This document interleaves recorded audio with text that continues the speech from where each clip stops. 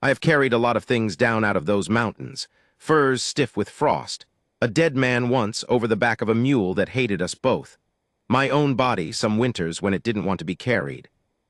But I never carried a story before her, and a story is the heaviest thing there is because it doesn't want to be set down. It wants to be told. It follows you into your sleep and stands at the foot of your bed and waits. She was chained when I first saw her. Wrists rubbed to the raw, ankles the same, sitting in the bed of a trader's wagon like a thing already sold. 3 men owned her that afternoon, or believed they did. And I want you to understand, I was not a good man come to save her. I was a man who had spent 11 years teaching himself not to look at other people's troubles, because I had enough of my own and no room left over. She looked at me from inside those chains. She didn't beg. That's the part I still can't get past all these years later. She didn't beg. She looked at me the way you'd look at a river you had to cross, measuring the water, measuring me, deciding whether I was the kind of thing that would hold her weight or the kind that would pull her under. And then she told me her story, not all at once, not in words I understood at first, but she gave it to me piece by piece, and by the time I had the whole of it in my hands, I was a different man than the one who rode up to that spring. This is the story of how a woman in chains gave a free man his purpose back. Stay with me. I'm going to tell it the way it happened, and some of it isn't easy, and I won't lie to you to make it sit better. My name is Silas, hers I'll come to. The knee told me weather before the sky did, and that morning it told me nothing, which meant a clear high day, which meant I had no excuse to stay in. I came down off the ridge toward Cold Spring around midday, leading the mule, because the mule and I had an understanding that neither of us walked faster than the other was willing. I had 4 beaver, poor ones, the water going warm and the fur going with it. I was already thinking I'd have to take work I didn't want, guiding some fool party of surveyors, which is a thing I had sworn off the way other men swear off drink badly, and more than once. I smelled their fire before I saw them. Wood smoke and coffee and horses, and under it something sourer, the smell of men who'd been on the move a while and didn't much care about washing. I'll tell you a thing about myself so you'll understand the rest. When I meet strangers on the trail, my hands go to my knife handle, and then, if that's not needed, they find a piece of wood. I whittle, always have. My father did it, and his hands were the only gentle thing about him, and I suppose I inherited the hands without the rest. That day I had a half-finished bird in my coat pocket, a little grouse I'd been shaping for a week with no one to give it to. I remember I touched it before I came into their clearing, the way another man might touch a cross. There were 3 of them and their animals and 1 wagon. And there was her. I saw the men first because men are what you watch. The oldest sat by the fire, heavy through the shoulders, a gray beard cut square, a good coat gone greasy. He had the look of a man who'd once been respectable and had found dishonesty more profitable and slept fine on the trade. That was Coombs, though I didn't have his name yet. There was a big one standing, Harlan, all forearms and small eyes, the kind of man who is quiet the way a loaded thing is quiet. And a young one, hardly a man, working at the horses with his hat too big for him, who flinched when I rode in like he expected to be blamed for it. Dell. That's close enough, friend, Coombs said, not getting up. I stopped the mule. Watering, I said. Same as you, I nodded at the spring. No quarrel in it. He looked me over, the buckskins gone black at the seams, the beard, the 1 rifle, the mule with its poor load, and decided I was nobody, which was correct, and lost interest in me as a threat. Water's free, he said. God's own generosity. That was when I saw her. She was in the wagon bed, sitting up against the sideboard with her knees drawn, and the chains ran from her wrists down to a ring bolted into the wood. Apache. I knew it the way you know a hawk from a buzzard, by the whole shape of a thing before you can name a single part. She was young, but not a girl. There was a cut healing over 1 eyebrow and a bruise going yellow along her jaw, and her dress, it had been good once, deerskin with the beadwork picked half off. Someone's rough hands at it was filthy now. Her hair had been cut, not trimmed. Hacked close on one side the way you'd cut a captive's hair to shame her. And she was looking at me.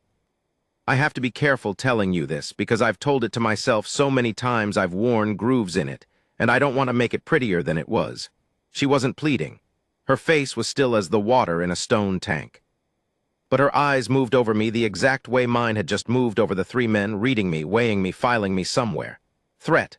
Not threat. Use. No use. I looked away first. I want to be honest about that. I looked away first, and I led my mule to the spring, and I got down on my bad knee to fill my skins, and I told myself the thing I'd been telling myself for 11 years, which was, "This is not yours." The young one, Dell, drifted over while I filled. He wanted to talk the way boys do when they've been 3 weeks with men who don't. "You a trapper?" he asked. Water's going warm on me."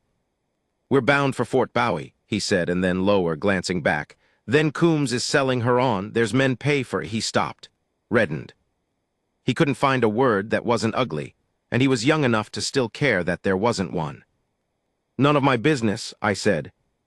"No," Dell agreed, too quick, and looked at his boots. "Here is the thing I did next, and I've never been able to decide if it damns me or saves me. Probably both. It's usually both." I filled a second skin, and when I stood, I carried it not back to my mule but over toward the wagon, slow, my hands where they could be seen, and I held it up toward her. Harlan moved. "Leave it." "She's no good to sell dead of thirst," I said, which was the only argument such men understand, and I hated that I knew it. Coombs waved a hand, let him, the way you'd let a fly do a thing. I came close enough to hand the skin up over the sideboard. Her chained hands took it. And in the taking, our fingers were near, and I saw her hands were not a captive's hands, soft from being kept. They were working hands, scarred, one nail gone black, strong. She drank. She drank the way a person drinks who has decided that surviving is a job she has not yet finished, in measured swallows, not gulping, saving some. Then she looked at me over the skin, and she said something. 2 words low in her own tongue. I didn't know them. But she watched my face to see if I'd understand, and when I didn't, something in her went, not disappointed. Closed. Like a door easing shut on a room you weren't invited into anyway. "Sorry," I said stupidly. "I don't." And she said in rough trader's Spanish, quiet enough that only I heard it, "You have kind hands and no spine." "I have seen your kind before." I took my empty skin back. I didn't answer. What is there to say to the truth? I mounted up, I told Coombs good day, I rode out.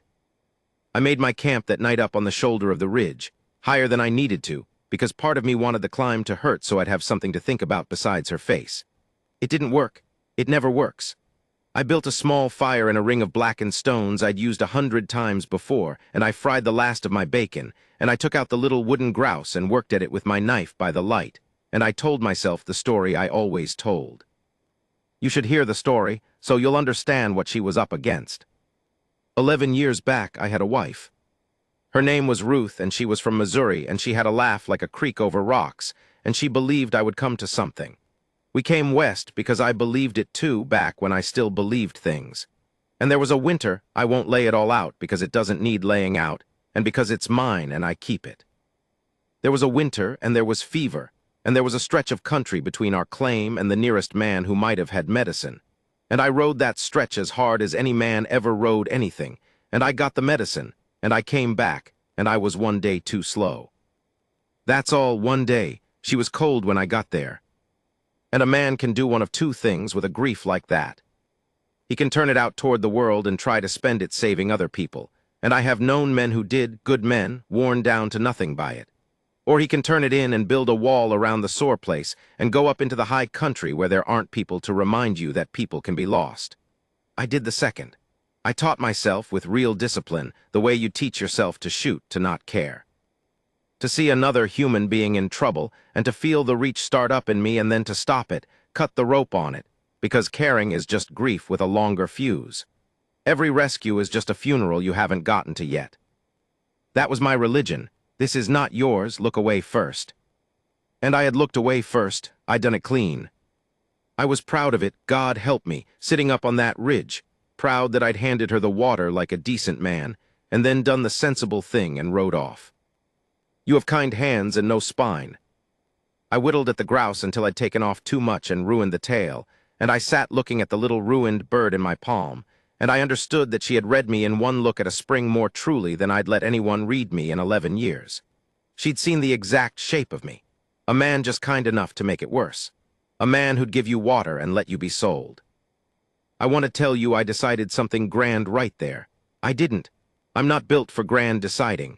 What I decided was much smaller, and I'm not sure it was a decision at all. I decided I couldn't sleep, which is a fact, not a choice. And I decided that since I couldn't sleep, I might as well know where they'd camp the next night, since Fort Bowie meant they'd take the low trail through the pass. And the low trail meant water only at 2 places, and I knew both. And a man who can't sleep might as well know a thing as not know it. That's how I told it to myself, just gathering facts, just a curious man. I did not tell myself I was going to do anything. I'd have laughed at that. I'd sworn off doing things. I trailed them for 2 days from the high ground, which is a thing I could do that they could not do to me, being men of the flat and the road, while I was a man of the ridge. I told myself I was going the same direction anyway. This was almost true.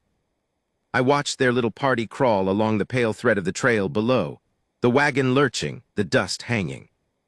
On the second evening they camped at the seep below Round Rock, and I lay up on a shelf above them with my glass. A cracked spyglass I'd taken off that dead man years back. One of the few things of his I kept, and I watched. I watched Harlan strike her. It was over nothing. She'd shifted her position in the wagon, that was all, trying to keep the sun off a burned place on her arm, and the movement made the chain rattle, and Harlan came over and hit her across the face with the flat of his hand hard enough that I heard the sound of it 100 yards up and half a minute late. Her head snapped. She didn't cry out. She turned her face slowly back to where it had been and looked at nothing, and I watched through the cracked glass, and I felt the reach start up in me. The old reach. The one I'd spent 11 years learning to cut, and I reached for the rope to cut it. And it wasn't there. I don't know how else to say it. I went for the thing in me that stops the caring, the way your tongue goes for the gap where a tooth used to be, and there was just a hole and a hurt and no tooth. Somewhere between the spring and Round Rock, the discipline of 11 years had gone out of me quietly without my leave, and I was left lying on cold stone above 3 men and a chained woman feeling every bit of it, the whole reach, with nothing to cut it off. That night I couldn't lie still. I crept down off the shelf in the dark, no fire, and I got closer than was wise, close enough to the seep that I could have thrown a stone into their camp. The men slept. Dell had the watch and Dell was asleep sitting up, his oversized hat down over his face, the boy exhausted past his fear, and she was awake. She was always awake. I'd come to learn that. She slept in pieces in the day when they were watching her and there was nothing to be done. At night she watched. She saw me before I meant to be seen, a shape at the edge of the firelight where a shape shouldn't be. And I saw her go rigid, and I saw her decide fast not to cry out. Because a cry out would bring the men, and the men were a known evil, and I was an unknown one, and she was a woman who, given the choice between 2 evils, would always pick the one she hadn't finished studying. I got close enough to speak under my breath in my bad Spanish. "I won't hurt you." "Every man who has said that to me has hurt me," she answered, not moving her lips much, her voice a thread. I had no answer to that either. She was 3 for 3 on things I couldn't answer. I crouched there in the dark a long moment. And then, because I didn't know what else I had to offer a person, I reached into my coat and I took out the little ruined grouse, the one whose tail I'd whittled off, and I set it on the ground and I pushed it into the firelight toward her, the way you'd set down food for a wild thing you had no right to expect to trust you. She looked at it, this small carved bird, botched, tailless, a foolish thing for a grown man to be carrying, let alone offering. And something moved in her face for the first time, not softness. I want to be careful, not trust, not yet, but interest.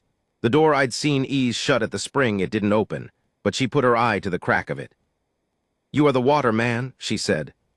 "You came back." "I couldn't sleep," I said, which was the truth and sounded out loud like the confession it was.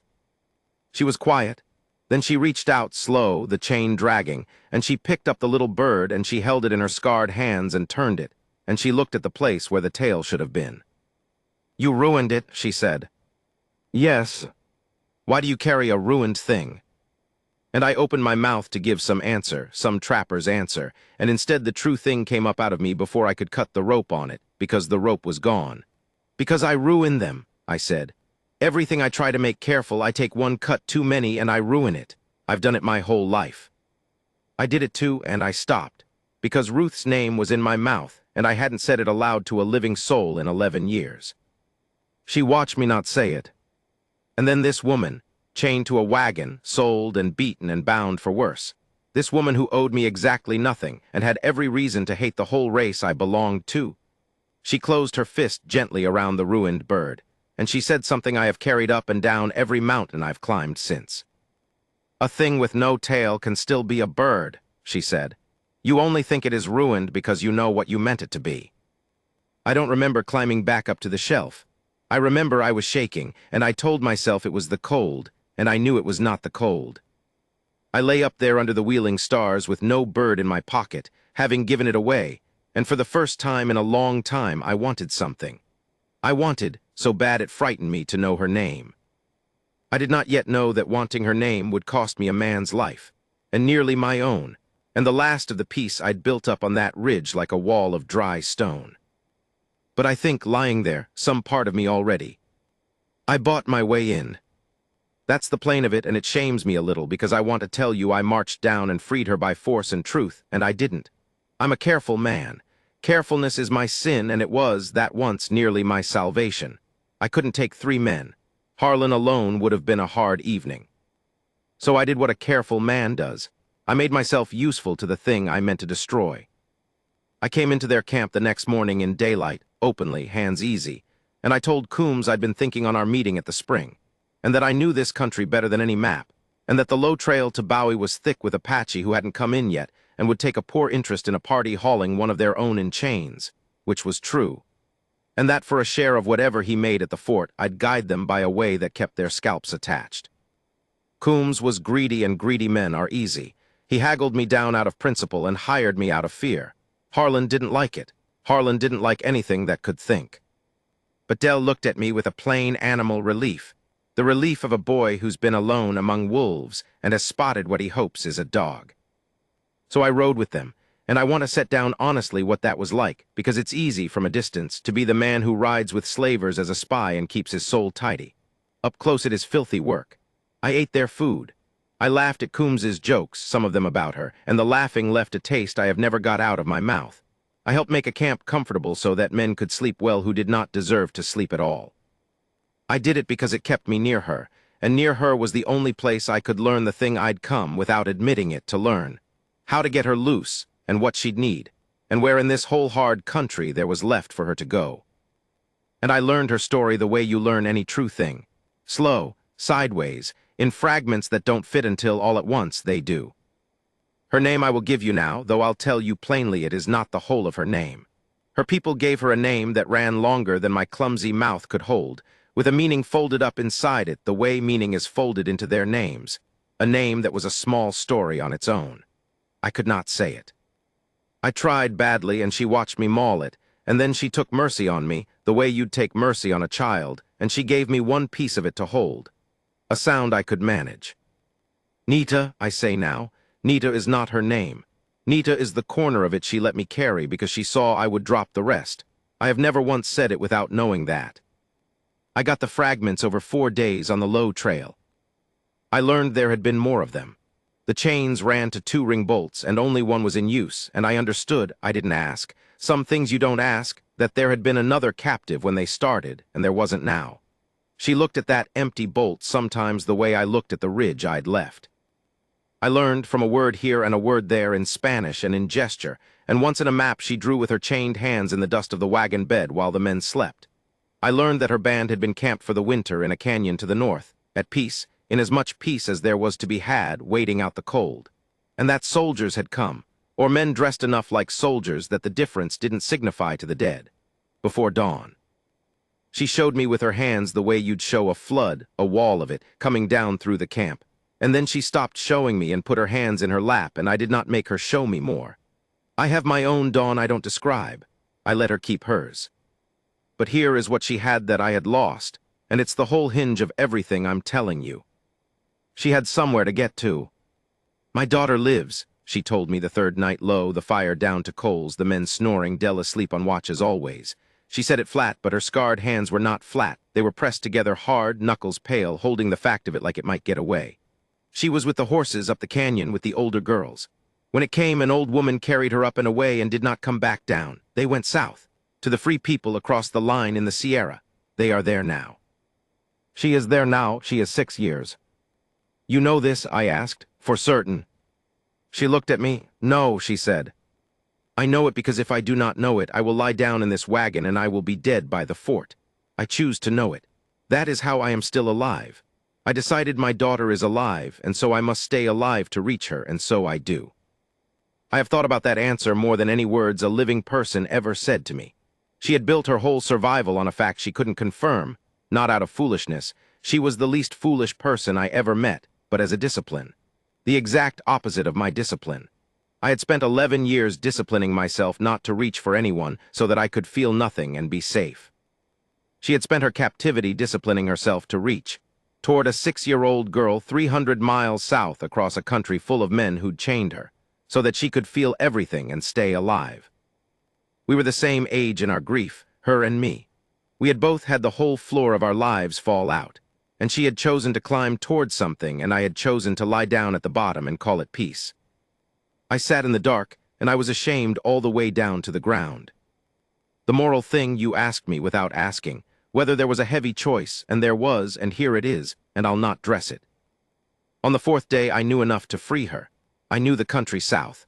I knew a way over the line, hard but real, to the edge of the Sierra where the free bands wintered.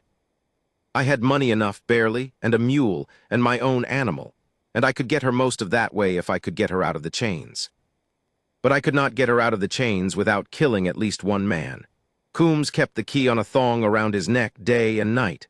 There was no picking that lock. It was a good lock, a lock for keeping a person keeps. Harlan slept light as a cat. To free her I would have to do murder, because that's the word. I'll not soften it to something a preacher could stomach. A man asleep or a man not fighting is murder to kill. Whatever he's done, I would have to do murder, twice over most likely, and I had sworn off men and their killing the way I'd sworn off caring, and for the same reason. Because it opens the sore place, and the sore place had nearly killed me once. And there was Dell. That's the part that made it a real choice and not just a hard one. Coombs was rotten and Harlan was worse, and I could have killed either and slept in time. But Dell was a boy who'd got himself hired onto a bad outfit because he was hungry and there was no other work, and who flinched from the ugliness of it and hadn't yet learned to stop flinching, which meant he wasn't gone yet, wasn't all the way a Harlan. And any night I chose to make my move, Dell might be the one on watch, and Dell might wake, and Dell might, out of loyalty or fear or that hat-too-big brand of courage boys have, come at me. And then I'd have to kill him too, or he'd kill me, and either way a boy who might have turned out fine would be part of the price. I laid it before her. I owed her that. She was not a thing to be rescued. She was a person to be dealt with straight, and I'd learned that much by then. On the 4th night I told her in my bad Spanish all of it, the killing it would take and Dell, and what it would cost, and my old sworn-off horror of it. She listened. She did not rush to make it easy for me. That's another thing I loved in her, if love is the word, and I've decided it is, a certain kind of it. She never once lied to make my burden light. You want me to tell you it is not murder, she said. Because they are bad men, I will not tell you that. Killing a sleeping man is killing a sleeping man. It will be in you always, I know. It is in me. I looked at her. The other captive, she said, and her voice did not change, but her hands went still as death. On the 2nd night before you came. He was old and sick and slowing us, and Harlan was going too. I heard them decide it. So while they slept, I killed the man who was chained beside me with my own hands and the chain between them, because his death by my hand was a gift, and his death by Harlan's would have been a torment, and there was no third door. He asked me to. He was my mother's brother. I loved him. She looked at the empty ring bolt. So do not ask me to tell you your hands will be clean. Mine are not. But I am still going to my daughter. Both things are true. You will have to learn to carry both things true at once, water man, or you will not be able to lift the load at all. I understood then that the empty bolt wasn't a mystery. It was a grave she carried inside her, and she'd been carrying it and reaching south at the same time, both things true at once, every mile. I'll do it, I said. My voice came out strange. Tomorrow night, there's a place. The trail bends by a dry wash, good cover, water 2 hours on. I'll do it there. She nodded. And then she did the thing that broke the last of my wall, the dry stone wall I'd built up on the ridge stone by stone over 11 years. She reached out through the sideboard slats, chain and all, and she put her scarred, murderer's, mother's hand over my scarred, careful, coward's hand, and she held it, and she said, "When it is done, do not look away first." She'd remembered the spring. You have kind hands and no spine. She'd handed me back my own worst truth, sharpened now into a task. Whatever it cost me tomorrow night, whatever men died, I was not to do the thing I'd always done. I was not to do the careful thing, the small thing, the thing that lets a man keep his hands clean by keeping them closed. I was to stay and see it and carry it. I turned my hand over under hers, so we were palm to palm. "I won't," I said. And somewhere off in the black the mule shifted, and Harlan stirred in his sleep, and we both went still as stone, two people holding hands through the bars of a wagon at the edge of a killer's fire, having just agreed to do a terrible thing for a good reason, both of us knowing the two would never come apart again as long as we lived. I did not sleep. I sat up against a rock with my knife across my knees, and I whittled a new bird in the dark by feel, a small one. And this time, when my hand wanted to take one cut too many, I set the knife down instead, and I left the bird a little rough, a little unfinished, a bird with all its tail. A thing with no tail can still be a bird, but this one I let. Part 3, The Long Way South. I'll tell you how it went wrong, because it did, most of it, and I've never had the stomach to tell it any way but true. The dry wash by the trail bend the next night. I had it planned careful being the only gift I've got. Water 2 hours on meant the men would drink deep and sleep heavy. I'd volunteered for the dawn watch, which meant I'd be the one awake and armed in the black hours with reason to be moving about the camp. I had Coombs's death worked out to the second, the thong, the key, the knife, quiet, and Harlan's after, if the noise didn't wake him, and a hard hope that Dell would sleep through and wake to a thing already done, a thing he could tell himself he'd had no hand in. Here is what I did not plan for, because you never can. Dell didn't sleep. The boy had a toothache, a small human thing, a nothing, an abscess coming up in a back tooth that had been at him for days. I'd seen him work his jaw and hadn't thought on it, and that night it flared and wouldn't let him lie down. So when I rose in the black and came soft across the camp toward Coombs, Dell was sitting up by the dead fire with his jaw in his hand and his eyes open. And he saw me, and he saw the knife, and he saw, in one terrible instant of understanding far too old for his face, exactly what I was. We looked at each other across the coals. And I will be grateful to the end of my days for what that boy did, and I'll grieve it just as long, because they were the same act. He didn't shout, he could have. A shout would have brought Harlan and Coombs up out of sleep with guns, and it would have been over, me dead or taken, Nita to the fort and past it. He had the shout right there in his throat, and I saw him hold it, saw the fight of it go across his young face, loyalty against something better than loyalty. And then he took his hand away from his aching jaw, slow, and he laid his finger against his lips. Quiet. He was letting me. This half-starved boy who'd hired onto the only outfit that would feed him, who had every reason to save his own skin by crying out, he chose her. And me, and a woman in chains he'd never spoken 10 words to over the men who paid him. He chose it silently in the dark with an abscess screaming in his jaw and asked nothing for it. I have wondered ever since where that comes from in a person. I've decided it's the plainest and rarest thing there is. Some people put to it in the dark, reach toward the suffering thing instead of away. They just do. Nita was one. That boy was one. And I, God knows, had spent 11 years training myself out of being one, and it took a woman in chains and a boy with a toothache to train me back. It went bad anyway. It always goes a little bad. Coombs woke as I reached him, not from noise, just the animal sense a hunted hunter kind of man keeps even in sleep. And it was not quiet at the end, and it was not clean. And I will not walk you through it, because she was right. It's in me always, and I don't take it out to show people. Harlan came up roaring, and there was a bad half a minute in the dark with the horses screaming, and I took a knife along the ribs that I carry the white seam of yet. And it was Dell, of all souls, who ended it, who put Coombs's own dropped pistol against Harlan, and did the thing at 15 feet that a boy should never have to do, and then stood there shaking so hard the barrel rattled, and was sick into the dust, and looked up at me with the face of someone who's just watched their own childhood end. I got the thong off Coombs. I got the key.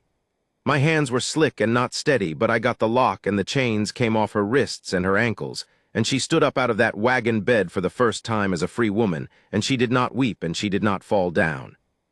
She stood there rubbing the raw places, looking at the 3 of us, me bleeding, the boy retching, the 2 dead men, and she took the whole cost of it in with her still, terrible eyes. And she did not look away first. Neither did I. That was the gift we gave each other in that clearing full of dead men.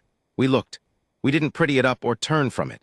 We carried it, both things true at once, the horror of it and the freedom of it, the same act, and we found we could lift the load after all because there were, it turned out, 2 of us under it. We went south, 3 of us in the end, because Dell had nowhere on this earth to go now, and no one to be but the boy who'd chosen right in the dark. And I was not about to leave him alone with what he'd done any more than I'd have wanted to be left alone with mine. I'll not give you the whole journey mile by mile. It was hard the way that country is hard, days of no water and 1 day of too much when a wash came down on us, and hiding from a cavalry patrol that would have hanged me and taken her right back, and Dell's tooth finally lanced by Nita with a heated knife point and a steadiness that made the boy trust her past all telling. She was a different creature loose than chained, not softer. She'd been strong in the chains too. But out of them she was whole, quick and sure, and full of 100 small competencies, reading the land, finding food in it that Dell and I would have starved beside. It was her country. We were the ones who needed guiding now. The guide had become the guided, and I found I didn't mind. I found I liked it. I'd spent 11 years being the one who knew the country, and it was a fine thing to follow someone for once, to be led towards something instead of away from everything. We talked those weeks. I told her about Ruth. All of it finally, the 1 day too slow, the medicine useless in my saddlebag. She listened the way she did without rushing to fix it. And when I was done, she said only, "So you know how to ride hard toward someone you love. Good. You will need to know it again before the end." Which I took for comfort, and which turned out to be prophecy, as her plain sayings often did. We came to the line, the border, that invisible thing that meant everything, safety on the far side of it where the free bands were, the Sierra rising blue and promised in the south. And it was there, 2 days short of it, that the country asked its price. It always asks a price. She told me that on the 4th night, and I'd believed her, and it was still a shock when the bill came due. A patrol found us at the last water. Not cavalry, worse, a small hard bunch of the same breed as Coombs, bounty men who'd heard, the way such men hear, that there was a valuable Apache loose and a price on returning her. 3 of them. And there was no talking and no buying and no careful, clever plan. There was only the open ground and the water and the guns, and it came down to the plainest arithmetic there is, which is that somebody had to hold the crossing so the others could get over, and there was only one of us who was already dying. I'd taken a ball early in it, low in the belly, which is the wound that doesn't let you argue. I knew it the moment it went in. I'd seen enough men gutshot to know the account was closed. And a gutshot man can't ride to the Sierra, but a gutshot man behind good rock with a rifle and no reason left to be careful can hold a water crossing a long, long time. You see it, of course you see it. She saw it faster than I did. "No," she said, "you come. We carry you. You can't carry me over that ground with them shooting and make the line, and you know it," I said. "I know this country, remember, I'm the guide." I was laughing, a little blood in it. "Let me guide you one last time. It's the only thing I ever knew how to do." She knelt by me behind the rock while Dell kept low with the horses and the bounty men worked closer through the brush. And she took my hand in her scarred one the way she had through the wagon slats a lifetime ago. And this time it was me the chains were on, the last chain, the one no key opens, and she was the free one, and the whole thing had turned itself over like a card. "I do not want to look away," she said, and her voice broke for the first and only time in all the weeks I knew her. The woman who did not weep, weeping now for me, a careful, cowardly, ruined trapper who'd finally in his last hour made something with all its tail. "You are telling me to leave you and not look away, and I do not think I can do both." "You can," I said. "You taught me, both things true at once. Grieve me and go to your girl. Reach toward her the way you decided to all those miles. Don't you dare lie down at the bottom and call it peace. That's my sin. Don't you take it up." She pressed something into my hand, the bird. The little rough grouse I'd whittled that last night and given her at the border to hold. She'd kept it, all that way. A ruined, not ruined thing with all its tail. And she put it back in my palm and closed my bloody fingers around it. "Then it is yours again," she said. "A thing with no tail can still be a bird, and a man who dies opening the door for others is not ruined, water man. He only thinks he is because he knows what he meant to be.